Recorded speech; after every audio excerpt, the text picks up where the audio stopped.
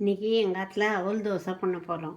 அந்த அவல் தோசைக்கு வேணுங்கிற சாமான்கள் வந்து ஒரு கப்பு பச்சரிசி எடுத்துட்டுலாம், அரை கப்பு கெட்டி அவல், லேஸ் அவலில் கெட்டி அவல், அப்புறம் ஒரு டேபிள் ஸ்பூன் வெந்தயம். இவை எல்லாத்தையுமே பிடிச்ச தயிரில் ஊற வைக்கணும். தண்ணி இல்லாமல் பிடிச்ச தயிரில் ஊற வச்சு 1 மணி நேரம் கழித்து அதை அரைச்சி மாவாக்கி அது மாதிரி மாவாக வச்சுருக்கேன்.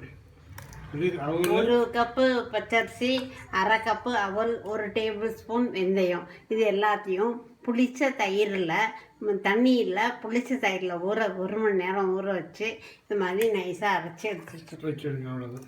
அப்புறம் இதுக்கு மேலே பொருள் வந்து வெங்காயம் போடணுன்னா வெங்காயம் நறுக்கி போடலாம். இப்போ நவராத்திரி அதனால் வெங்காயத்தில் வெங்காயம் போடலை. கருவேப்பிலை, கொத்தமல்லி, இஞ்சி, பச்சை மிளகாய் எல்லாம் வச்சுருக்கேன். அதோட கேரட் துருவல் போட போகிறேன். இப்போ வாசி பார்க்கலாமா?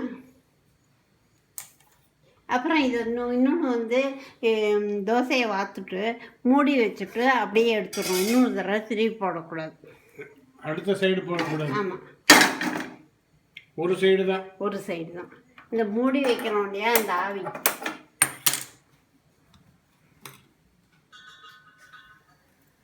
அதில் வேகணும். ஓ, அதில் வேகணுமா?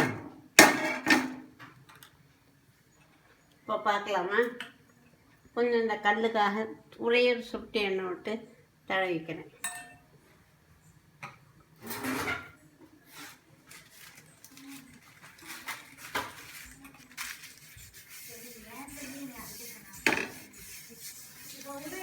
சும்மா அந்த இதுக்காக சும்மா கொஞ்சம். அப்புறம் இது எல்லாத்தையும் அதில் போட்டு மிக்ஸ் பண்ணணும்.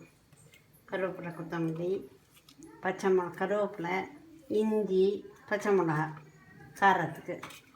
வெங்காயம் போடுறவா வெங்காயமும் இந்த மாதிரி பொடியாக நறுக்கி அதில் போடலாம். அதுக்கப்புறம் அதில் கேரட் துருவல். கேரட் துருவலையும் போட்டேன். சும்மா ஒரு டேஸ்ட்டாக இருக்கட்டும், மெயின் கேரட் போட்டுருக்கேன். ஸோ இஞ்சி, பச்சை மிளகாய், கருவேப்பிலை, கொத்தமல்லி, பெருங்காயம். முன்னாடியே பெருங்காயம் போட்டு கரைச்சி வச்சுருக்கேன். உப்பும் போட்டு கரைச்சி வச்சுருக்கேன். அதோட இதெல்லாம் சேர்த்து ஆட் பண்ணி நான் மிக்ஸ் பண்ணிக்குவோம். அதில் உப்பையும் போடணும், பெருங்காயத்தையும் போட்டுருவோம். அது முக்கியம். நான் சொல்லலை முன்னால், அதுதான் சொல்கிறேன். நான் முன்னாடியே பெருங்காயம் போட்டேன், உப்பும் போட்டேன். உப்பு அந்த அரைச்சி வைக்கிறோம் இல்லையா பிடிக்க வைக்க, அப்போவே உப்பு போட்டு வச்சுக்கணும். இப்போ பெருங்காயம் அப்பயே போட்டுடலாம். பெருங்காயம் எப்போ வேணால் போடலாம். இப்போ தான் போட்டேன். இப்போ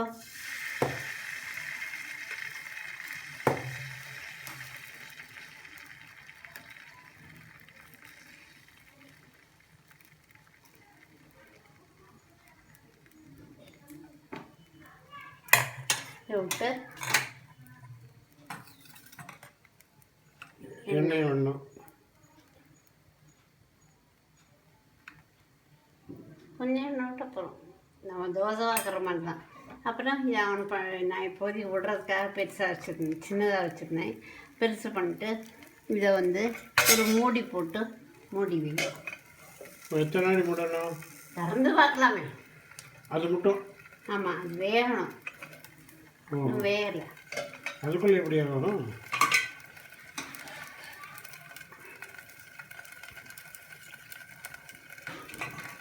அவல் தோசை. அது அவல் தோசை. அவல் உங்கள் ஊர்லேயும் கிடைக்கும், கெட்டி அவல். அவல் எல்லா ஊர்லேயும் கிடைக்கும். அது வேகணும். தொட்டுக்க வந்து என்ன பண்ணுங்க, தேங்காய் சட்னி. அது உங்களுக்கே தெரியும், நிறைய தடவை பண்ணியிருக்கேன். எல்லாத்தையும் தேங்காய் சட்னி தான். அதுவும் எல்லாரும் மாதிரியும் பொட்டுக்கடலை அதெல்லாம் போடக்கூடாது. வெறும் தேங்காய். வெறும் தேங்காய் வெள்ளை சட்னி சொல்லுவாங்க. இன்னும் கொஞ்சம் வேகணும்.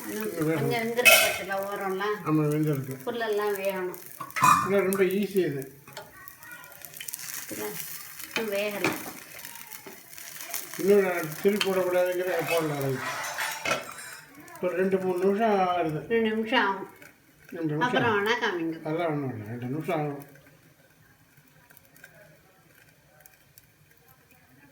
இது விஜயதசமி. ஆமாம், இன்னையோட நவராத்திரி முடியறது. இன்றைக்கி இப்போ ஸ்ரீரங்கம் கோவிலில் இது போடுவேன், அதாவது அம்பு.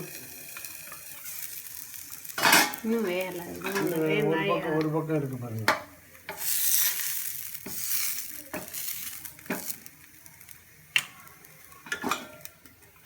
இன்னும் ஒரு நிமிஷம். ஒரு நிமிஷம் என்ன செய்யுது கம்பு போட்டாச்சுன்னா அவ்வளோதான். இன்றைக்கி எல்லாம் முடிஞ்சிடும். நவராத்திரி முடிஞ்சது. வரிசையாக பண்டிகைகள் தான். இனிமேல் ஐப்பசி பிறந்தாச்சு இல்லையா, இனிமேல் அடுத்தது தீபாவளி. நீங்களாம் இப்போயே பர்ச்சேஸ்லாம் பண்ணியிருப்பேன்னு நினைக்கிறேன். சும்மா கேட்குறேன். இங்கே இன்னும் தீபாவளி வந்துட்டு பார்த்துட்டு முடிஞ்செடுத்து அவ்வளோதான். இதான் வந்து தோசை நல்லா பொருள் இருக்குமா? முருகன்னு எப்படி இருக்கும்? ஒரு சைடு தானே வேகும். ரைட். அவல் தோசை ரெடி பாருங்க. அவல் தோசை 5 நிமிஷம் ரெடி ஆகிருக்கு.